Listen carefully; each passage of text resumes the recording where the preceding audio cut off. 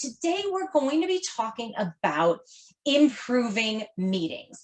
And the reason it's so critical that we work to improve meetings is that many of us operate on what is becoming more well known as a manager schedule. Now, if you don't have the Maker v. Manager schedule article or blog post, it came out, I want to say in 2009 from a person called Paul Graham. I'm just going to give you a brief explanation of it. It's something I always share when we are going through and training on calendar blocking, which we'll be doing again the week of July 12th when we are doing our Leading with Your Whole Self workshop. So what is the difference between a maker versus a manager schedule? Well, a manager, in essence, their only difficulty in setting up a meeting is making sure that everybody else can attend said meeting, all the critical people, right? So they look for an opening on a calendar and they put a meeting on the schedule, right? They look for an opening on the calendar, and, you know, depending on the organization or how many organizations they're working to coordinate, it might require some back and forth, but really that's the only issue with getting a meeting on a calendar, is finding an open time slot. So that is a manager schedule. Now, a maker schedule, this is, and many of us can relate that we probably have maker activities, but a maker schedule really is the need to sit down for an uninterrupted period of time.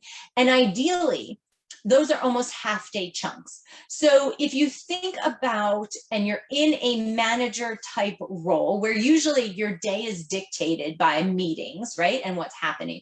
But if you think about a project that you have to work on where perhaps you need a period of uninterrupted time, maybe an audit report review where you're going to also draft the responses. If you've got something like that, you need an uninterrupted period of time. And that is what I consider maker time in a manager workflow. So you might generally have a manager type schedule where the only thing that is a barrier to having meetings is getting them on your schedule. But you also might have maker tasks. And that's important because it loops back around to the criticality of giving yourself the maker time you need and only attending meetings that have purpose. I think that many of us have been through days. Sometimes it's one day here or there. Sometimes it's days back to back where you just go from meeting to meeting to meeting, right? And you get out of one meeting and you're trying to get into another Zoom meeting. And so you're already 3 minutes late, right? Because that meeting ended right at the top of the hour. The other meeting started right at the top of the hour. Everybody's coming together and you just go from meeting to meeting to meeting and you finish the day often feeling as though you've gotten no work accomplished. And so that is why it's so critical that you're only in meetings for the right reason. And this requires a reframe that, depending on your role in the organization, has to happen slowly, maybe starts within your personal sphere of influence. Maybe you think first about what meetings you schedule, and then in time you work to curate the meetings with which you attend. But meetings should be held for one of three reasons. And I'm talking about standard meetings. I'm not talking about the training for, you know, an upcoming project or anything like that. I'm talking about standing meetings. Meetings for the sake of meetings are not a good reason to have meetings. Somebody on Instagram commented that meetings are a great way to alleviate boredom. And I call BS on that. There are much better ways to alleviate boredom, right? We should not be having a meeting just to have a meeting. The only three reasons that you should have a meeting are to answer a complex question, to formulate a plan, or to make a decision. And often it's some variation of all three of these in one. But if you are not doing that, if you are attending a meeting where it's just a status update, oh, how many of us have gone into meetings where basically whoever the host of that meeting is reading the agenda, or the agenda is very vague and they're just giving updates. And then you spend 45, 50 minutes just hearing updates. Sometimes they're not even that different than the meeting that you had the week before. And this host is just repeating the same things. Oi, we need to stop doing that. Can I see Anybody, Gaynor, Elisa, anybody watching via Facebook, have any of you been in meetings like that, where it's just a status update again and again and again? I admit I've been one of those hosting those meetings, but not anymore. Well, that's good. That's great. So I recognize that now. Yeah, I mean, there are a lot of meetings that I'm part of, or even that I schedule, that are meant to do a status update. Yeah. And very often, this is not to like call us out and say that this is wrong, because I went through a period of my life where I did the same, right? And you want to know why I did the same? Because that was the expectation within my company. That was the expectation of the client. That was the expectation of the industry. This is the way that things have always been done. So this is how we update one another and bring the team together. Well, time out. We have a chance within our own sphere of influence to actually do things better. And maybe in time that will change the standard that an industry experiences. What we can do for those status update meetings are instead provide the actual status update in the agenda or in some sort of status update report form. And then you tailor what you talk about to those three aspects, okay? So we're giving an update on, and I'm going to go back to clinical trial operationalizing things, because that's just what I can quickly make an analogy for. Say I'm giving a trial on study startup. I'm giving a trial on how we're activating a site, or I'm giving, excuse me, I have in the agenda the status update. I'm not going to go site by site, right? I have in the agenda the status update of where we are on site activation.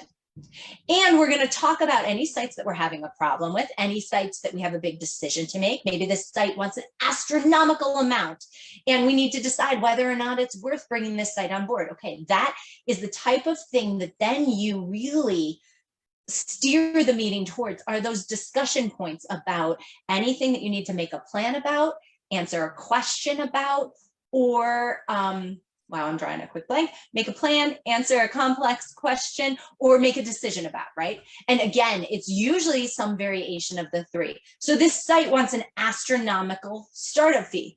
Well, let's talk as a team, you know, who has experience with them? Are they worth bringing onto a study?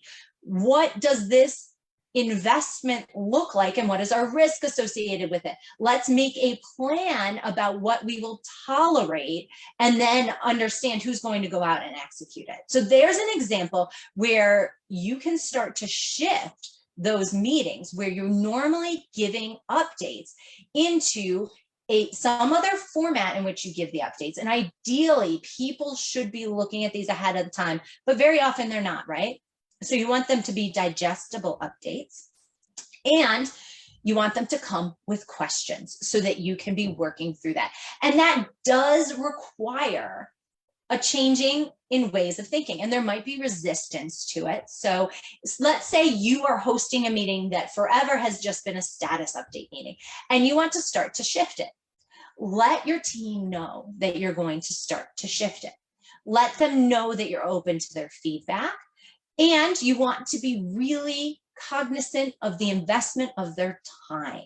When people know that you are trying to be appreciative and cognizant of their time investment and make a meeting more effective for them, they're going to be more open to trying new things.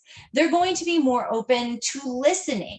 Very often, and I'm curious again if anybody here has had this experience, you get in those status update meetings and people are rattling off statuses, and it just keeps going and going and going. And then somebody's asked a question, somebody on the line. And if these are not video meetings, which very often they're not, you know, they're audio, teleconference, or it's over something like Zoom or Teams, but nobody has their camera on. Someone's asked a question. And there's this delay, this uncomfortable delay. And the person hosting the meeting asks the question again. And the person eventually gets off mute, right? And says, oh, I'm sorry, you know, actually my line broke up. Can you ask that question again? It's because that person wasn't listening, right? How often have we been in situations where maybe even we've been called upon and we've had to say, oh, I'm sorry, I didn't hear that. Can you ask that question again? It's because so many people multitask during these status update meetings that if you let them know, you set the stage that you're going to be working to improve meeting quality by focusing on answering questions, formulating a plan, and making decisions, people are going to be paying more attention. Maybe your typical status update meeting scrunches down to a half an hour. And during that time, there's actually really good discussion. And the onus is on everybody else to be understanding the status. Maybe they come to the first few meetings not knowing what you've provided them ahead of time, which is the status report. Maybe it's a complex agenda that lists everything in terms of a status report with the specific questions called out as the agenda item. Maybe there's some other way of reporting that they now have access to a portal where it's their responsibility really to go and get information ahead of time. They may come to those first few meetings not being prepared, but if they know they're going to be asked questions, they are going to start to come prepared. The key here is the consistency as you're working to reframe and reset expectations with others about how to show up in meetings. Consistency is key. As I always say, we teach others how to treat us, right? We teach others to understand what is expected of them through our actions. When we're consistent in doing this with changing our meetings, people come to understand and expect what to get out of your meeting. And so if you're shifting a status update meeting, something that's always been a status update meeting, to being more of a discussion meeting where you're really homing in on those three things, people learn to expect that in time. It doesn't happen overnight. If this was a weekly meeting that you've been having and now you're working to shift it, it may take you 3 months, 4 months to get people on board. The key here is your consistency and your commitment to making meetings more effective. So I'm just going to take a pause and see if there are any questions coming in or any questions from the group in the Zoom. I just wanted to comment on some of the things that you said. First of all, I totally agree. And I've been one of those people that sometimes tries to do multiple things while in meetings, either because I already know what, they updated that they're giving. It's like, okay, well, they're repeating the data that I have already seen. So I'll just let them go and I'll do, I'll answer an email or something or other. And then something comes up and it's like, oops. We've all been there, Elisa. We've all been there. Thank you for saying that. Yeah, I tend to sort of, own it and be like, yeah, I'm sorry, I was responding to an urgent email. I did not hear you because I just don't want to lie, and it's obvious. Right. So, but I think part of it is sort of like a little bit of a circular argument in the sense that I sometimes do that because I'm in so many meetings, or I used to be in so many meetings, that I need to find a time, and some things do require that kind of like, okay, somebody's really waiting for an answer, so I've got to do it. And the human brain really cannot multitask, cannot do more than one thing. It's just a quick switch between one thing and another, but if you are doing one thing, you're missing another, that's for sure.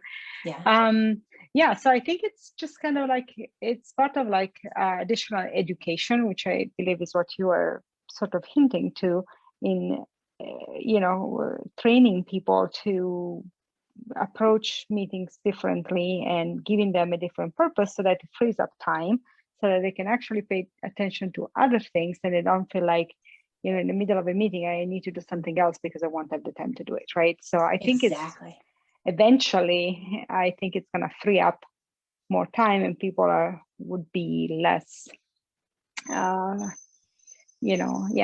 have to do less of this like multitasking or perceived multitasking type of behavior. Yeah, you hit the nail on the head. Can I just summarize a few points you said? So we as humans can't multitask. Really, we're task switching, and there is an intellectual payment for task switching. And so the more that we're doing that, the less bandwidth we have to really be answering accurately or removing some stress from our brain. This all compounds what many of us feel day in and day out.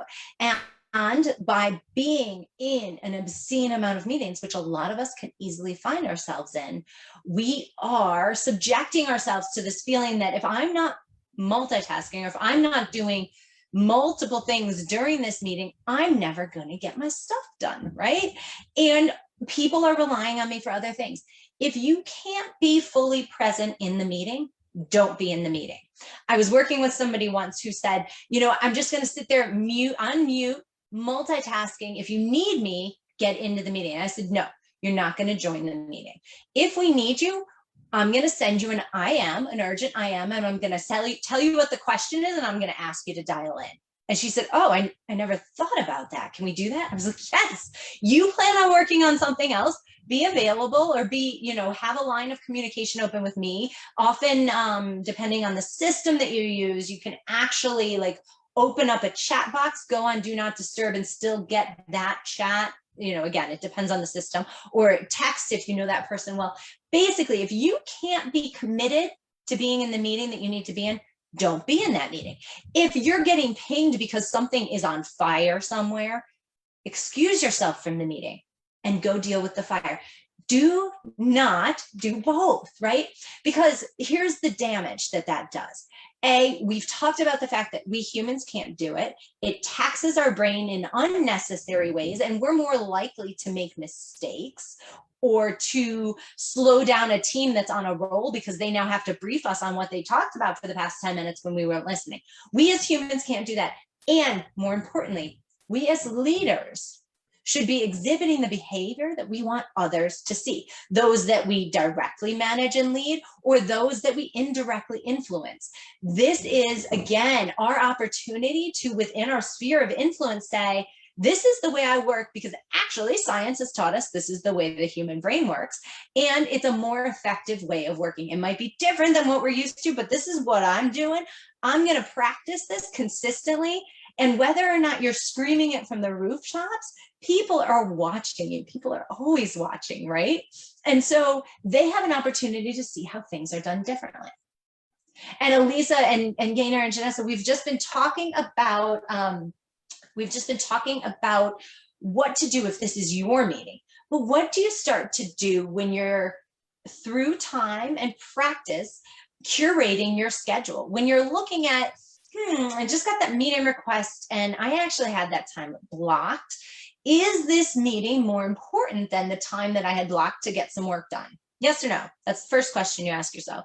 And if it's yes, maybe you let it in. Maybe if it's it's an important meeting, but it's not important, then can you propose a new time? Of course, that depends on how others are, or how many others are involved in the meeting, right? And then there is the importance of really understanding what the meeting's for. If you don't know what the meeting's for, can you actually pressure test this? Can you say, hey, is there an agenda for this? I'm not clear on what I need to come prepared for. Is this a meeting where we're getting together to have a status update? If so, is there a better way for us to do this? Depending on who set the meeting request, you have some abilities to start to pressure test whether or not you even want to be in said meeting. And then from there, you can determine whether or not you accept it. So Gaynor, do you have any thoughts on this? Any feedback about meetings and being in meetings only for specific reasons? Yes, well, this week I actually did point to where it was forming a plan. So I'm going round and round in circles. It's a clinical example again, where certain data is coming from. So I thought, I don't care anymore. I'm going right to the top. So I went to the department head, product development, and then one of the girls actually put in a chat, oh, you do realize how senior he is? And I just replied, so am I. Which came, this is the new Gaynor style. So, and I went into the meeting and one of the first things he said was, oh, I'm ever so sorry, Gaynor, but I don't know who you are. And then by the end of the meeting, I'd really got him like putty in my hands. And he said, let's meet again next week because this was a great meeting. He said, you showed this huge diagram with the data flow coming, around all the instruments into the electronic data capture. And then he advised me to go to another therapeutic head and went, you need to now go and give this to him. Great. So not only did I think, run a successful meeting, I went straight to the top because I'm just not getting answers. It's all very fluffy, like, what are we going to do? And these new trials are starting soon. So Yeah. from that, I've got the expert who knows everything about data. He's worked with the company many years. He'd never heard of me. He didn't even know I was setting up a department. He said, thank you so much for letting me know this. So I know, like, my name now, when I speak to him, will be like, wow, she's powerful. Because she's gone straight in and tried to solve a business problem. Exactly. And say you had done that, and then because you are not thinking, or you're not being as cognizant of the fact that, like, you're here to solve this problem. This is why you're here. You've got somebody else's time.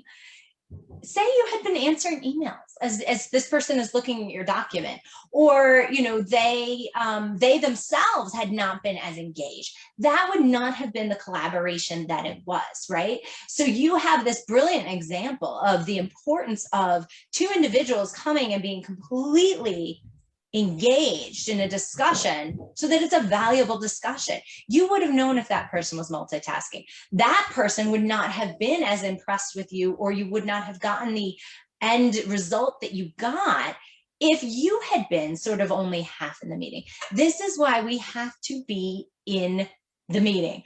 If you're in a meeting, you're in a meeting, right? You need to be completely present. You can't have your mind elsewhere. They can't have their mind elsewhere or be multitasking. That doesn't work. When I worked for a CRO, very often when you're a very personable person and you work for a contract research organization, you end up going out and doing a lot of sales work, which is like bid defense. You're telling somebody how you're going to run their study, right? And you're not yet hired. And there was one client that we had where we would get up and we'd be talking with them about what we're doing, and they would all have their laptops open and just be working. And it was so demoralizing.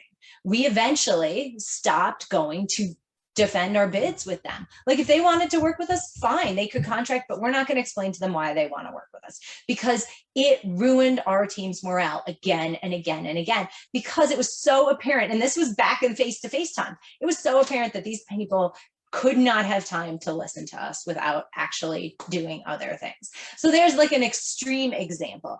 But Gaynor, your example of how you weren't afraid to set up a meeting with somebody that was more senior, or they were not even more senior than you, but you just went straight to the top because you weren't getting the answers that you wanted. You had a problem you wanted to solve. You needed to formulate a plan, and you went ahead and you did so. So congrats, kudos to you. Any other questions on what I've just talked about so far? I just want to say nicely done to Gaynor. Yeah, right. Very, very nicely done. Yes. Good. Yeah, I'm a new woman these days, I tell you. Awesome. I don't know awesome. that you're a new woman. I think you just are the woman you always were, and you're less afraid to be so. That's what I like to think of. Yeah, you're empowered. There we You're go. an empowered woman. Exactly. Oh, Exactly. yes. And it's wonderful. It's wonderful. And then there's one other aspect that I wanted to put forward, that it's interesting because sometimes you have to hit people where it hurts. And very often where it hurts is the bottom line, the cost of a meeting, right? And I've talked about this example before. There was an organization I worked with that was huge. There were about 150 senior mid-level people that were called once a month into this meeting, where we basically sat for 2 hours and listened to a very senior level person talk, and not necessarily about anything that we needed to know. And at one point I calculated the cost of that meeting using my salary, which was like the juniorest of that group's salary, and factored out what it would cost and what it cost the organization per month. And it was astronomical. I sent it to my boss just for fun. And within like 2 months, that meeting was restructured and canceled. So thinking about the cost of a meeting to an organization is critical. You know, are you bringing all these people together for a really valuable reason? Or is it just to satisfy someone's ego, to get one person on a page? Thinking about these things, why we come together matters, and what the purpose of our meeting is matters. I'm not saying that an all hands meeting isn't completely appropriate once in a while, that there shouldn't be at times these ad hoc meetings that don't fulfill those 3 criteria. But in general, day in and day out, your schedule should only include meetings that meet those criteria. And really, it comes back to it being your job to make that happen. Does it happen overnight? Hell no. Does anything happen overnight? No. This, like everything else, is a practice. And you can see that Gainer's been practicing this, gosh, for quite a long time now, Gainer, right? So it's getting easier for you to do. Is that true? Yeah. And I recognize bad meetings. So yesterday, half an hour before this meeting started, I got a meeting request. The entire company has to attend in half an hour, which I hate. And you know what it was? It was to tell us that we are moving buildings. And this was a buildings meeting, and it was BS. And basically everything came on a recording after, and it came in a PowerPoint presentation. And basically they just wanted to tell us we're now moving in 2 months. I mean, why not put that in an email? Seriously. Yeah. So yeah, or maybe there was a subgroup of people that would be really impacted. I don't know. Maybe I'm thinking like labs or something like that. Just meet with those people, right? Yeah. But again, I dialed out after 10 minutes. Yeah. So that's power for me as well. Yeah. None of us have time to have our time wasted, right? Yeah. And here's again, we're teaching other people how to treat us, including how we treat ourselves. When we say to ourselves, this is not a value add meeting for me, I'm going to duck out. You are telling yourself, you are programming in your brain that you do value-based activities, period, right? You are setting that stage, you are teaching that and reinforcing it within yourself and for others. Any questions? Janessa, anything coming in on Facebook? Nope, nothing coming in on Facebook yet. Okay. All right. Well, so for everyone watching now, thank you. If you're watching later, go ahead and hit #replay. Next week, we are talking about setting your morning and intention setting for the day. The week after that, we're actually talking about the joy of networking. There's so much good stuff there. And I have to say, I am by nature an introvert. Networking can be really hard for me. That's okay. It doesn't have to mean that you can't network. Also, if you're an extrovert, networking can be really easy for you, and you can actually want to do that more and more and have trouble reining it in so that you get your work done. So we'll be talking about both ends of that spectrum and how to sort of practice walking that middle ground. And then the week after that, July 12th, we're doing a new version of our Leading with Your Whole Self workshop. So we recognize that burnout is a critical issue. And when you are in burnout and you're looking to move to fulfillment, it's really hard to dedicate a lot of time to getting through that. And so we're doing Leading with Your Whole Self in a different way. It's going to be no more than 15-minute increments throughout that week of ways to support women that are successful and ambitious from moving through burnout to fulfillment. So stay tuned for details on that. If anybody has any other questions or things that they want to talk about, let me know. Gainer book club. So book club for those in the Mindful Leaders Academy is actually July 1st. If you don't have it on your calendar, and hopefully everybody should, let me know. So it's a week from today. Yeah, I will be traveling for business. You will be? Oh no. Oh, yeah, dear. I'm sorry. Yeah, that's just right. I mean, even today it's like the schedule has already changed like 3 times, and it's only 10:30. So it's like driving me a little crazy. Speaking of trying to block your calendar, it's like forget it. Right. But anyhow, but next week I know for sure I'm gonna be gone the entire week, and I'm gonna be, evaluating this new company. So I doubt I can take that much time. Plus I'm gonna be Central Time, so that's a little later in the day. Yes. Later in the day. Oh, I might be flying back at that time then. I don't know. I still don't know when my flights are. So okay. And Gainer, are you able to join us on the 1st? Yeah, because I thought it was today. Honestly, it's written here today. So I need to do my other chapters now. Okay.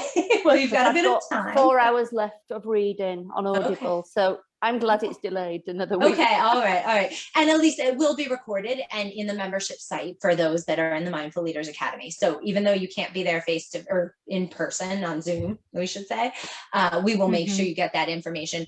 And I'll reach out to everybody. If for some reason July 1st doesn't work, maybe we can talk about rescheduling, okay? And Elisa, you and I clearly have to catch up on what you're doing next week. Are there any other questions, any ad hoc coaching that anybody would like right now before we close out the session for today? No. Okay, all right. Tara, Well, I was successful in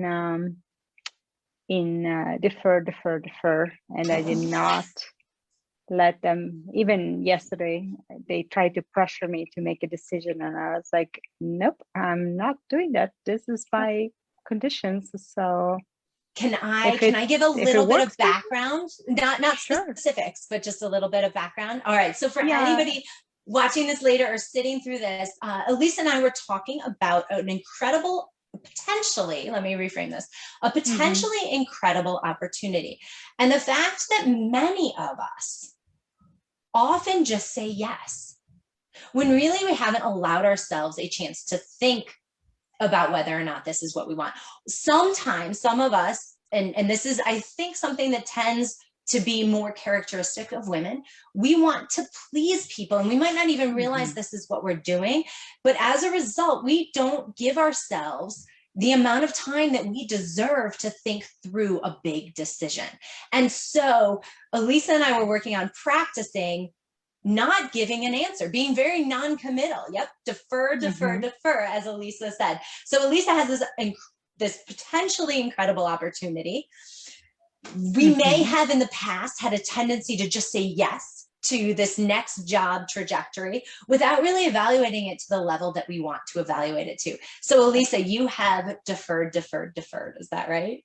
Yeah, that's right. And even yesterday, the person that I used to work with before, and that is now in charge of this other company, I was like, well, I need to know because, I need a leader. So I need to know whether I have to hire somebody else.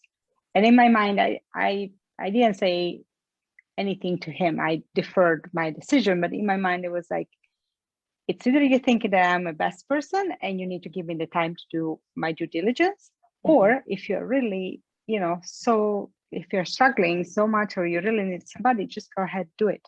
I'm not going to stop you, right? But I'm not going to put myself into this, predicament again and again and again. I mean, I've got to learn. We do, and we do learn, right? And yeah, what we've done in the past probably served us then, right? It got us on certain trajectories and in careers where, we needed to learn that our gut instincts perhaps were really telling us something. And now we have. And so we're evolving. It's this wonderful, I think, output or end result of what I'm going to start to call like middle age. Like you're past the need to hustle for your worth from your 20s and maybe even your 30s, quite possibly through your 30s, right? And you reach this late 30s, early 40s or beyond stage where you're like, I have learned so much. I'm going to start to put in practice. And that's where, where you really get the chance and you have the spine. You've sort of earned and you know who you are and you can say, I need time to make a decision. You're putting pressure on me, or you might even just think that you're putting pressure on me, but you know what? I'm going to defer. And the companies that value us, really value us, and want you as an individual, not again, anybody just to fill that role, they are going to give you that time. Right, exactly. And that's exactly how I'm looking at it. It's like, if you really want me, then you're going to respect the fact that I need more time to decide. And I said, I'm okay with consulting, I'm okay with helping, I'm okay with doing, something, and I want to help, but I'm not ready to make a final decision without really better understanding where the company is, what the company is trying to do, what is really the status of things, right? I have enough experience at this point on this type of companies as the one that I'm evaluating ask questions. And even from yesterday's meetings, I was like, okay, let me dig some more before I make a decision. So yeah, so That's I said, awesome. let's consult, but that's all you're gonna get until I'm ready for it. So kudos, Elisa. Yay. it's like, yeah. Oh, how does that feel? Just as I was saying to Gaynor, an empowered woman, I felt the same way. I'm like, no, this is my condition, and you don't like it, that's fine, but I'm just not gonna cave in. I'm just gonna stand my ground, and I said I will help you, but you need to accept that, and that's the end of it.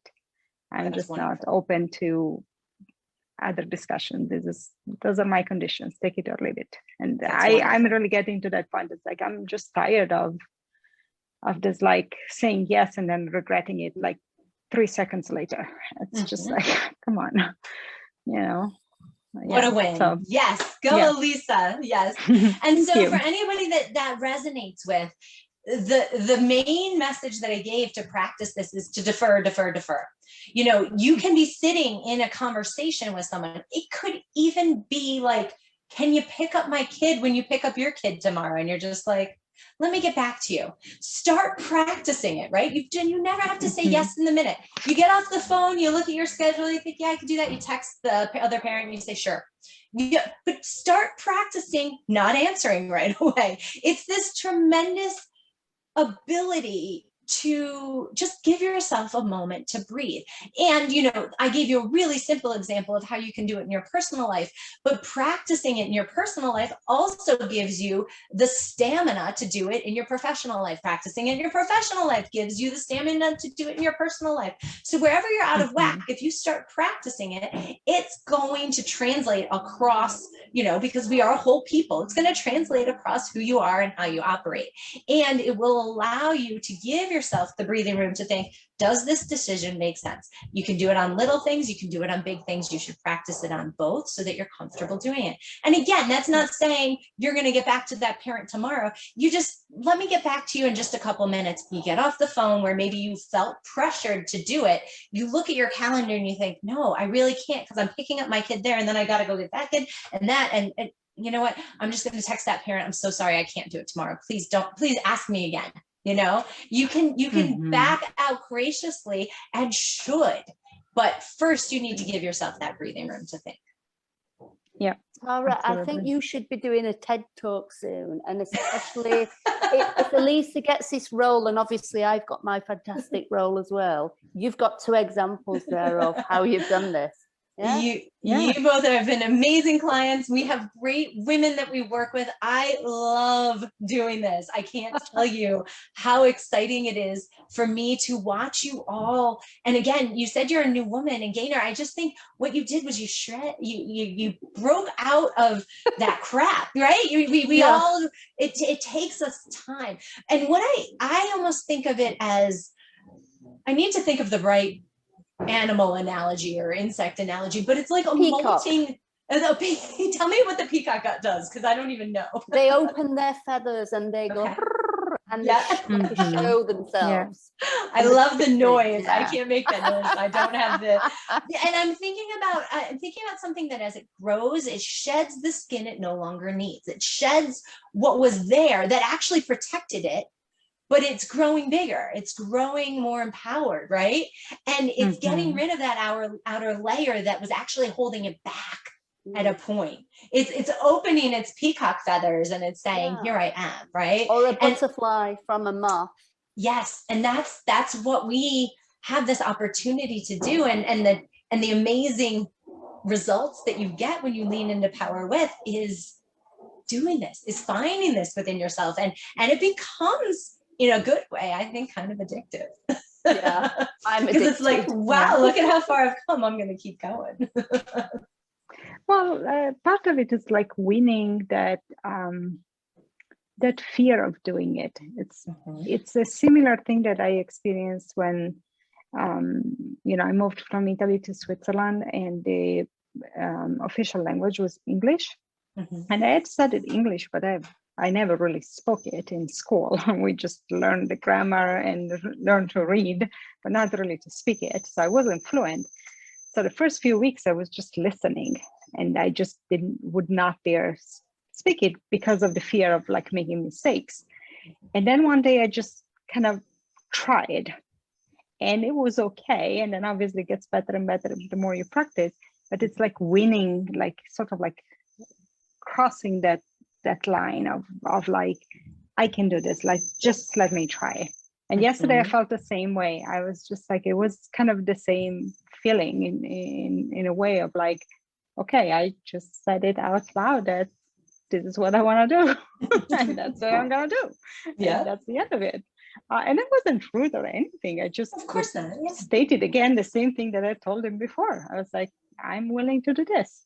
And it just felt exactly the same way of like, okay, I just crossed that barrier again, and now I feel more confident having to do it.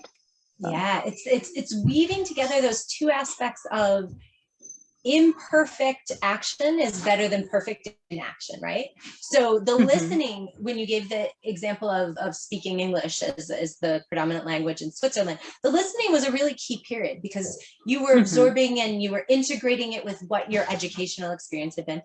And then you would have been stuck if you hadn't started practicing verbally interacting in English. So you did. And you probably made mistakes, right? We all make mistakes. Oh, sure. And when we look at it as imperfect action gets that ball rolling, and it's so much better than perfect inaction. And that holds true for anything. If you are waiting for something to be perfect, it doesn't start, right? Like, we're human. It doesn't start. There's never a perfect time. You've never formulated the perfect English sentence to start with. You just have to start, right? So perfect in action, and then accepting that all of this is just a freaking practice, right? Life is a practice. We mess up. If we think of it as a practice, then we can give ourselves the grace to ask for forgiveness, to make an apology, to do whatever we need to do to keep going when we mess up, right? And so I love that. And your examples, Elisa, about the English, and even just what happened and what you've done recently in terms of defer. Beautiful. Gorgeous examples of this. Yeah, thank you. Thank you. Thank you for doing it. Because really, I can come here and tell you what I think, and that means jack if we don't practice it, right? And so that's again why I like to rely on data. And the more that we do, the more that we are actually working to integrate that into our life, the more powerful we all become. And then, if you don't mind, I just want to also add something else that integrates with some of the other aspects we have been discussing in those sessions. That is like, I'm blanking now on the exact name, but it's like telling the truth is being, is caring for somebody, right? Clear as there is a better way. Thank you. I was like trying to search my memory for no, that's my catchphrase, but there are other ways that this resonates with us. Yeah.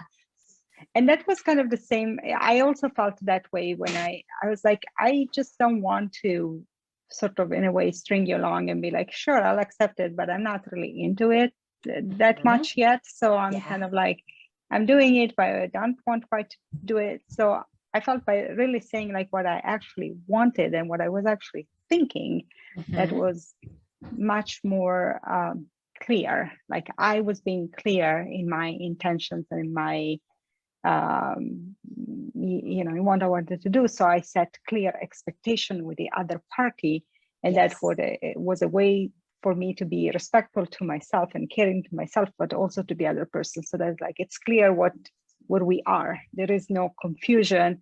At least for me, there would always be that, because I know in the back of my mind, I have some other thoughts, right, that I'm not saying because I want to be a pleaser and said, all of that kind of stuff. I was just like, no, I'll just, it feels better. It's just less of this like, well, but if I say this or if I say that, it's just like so much time wasted.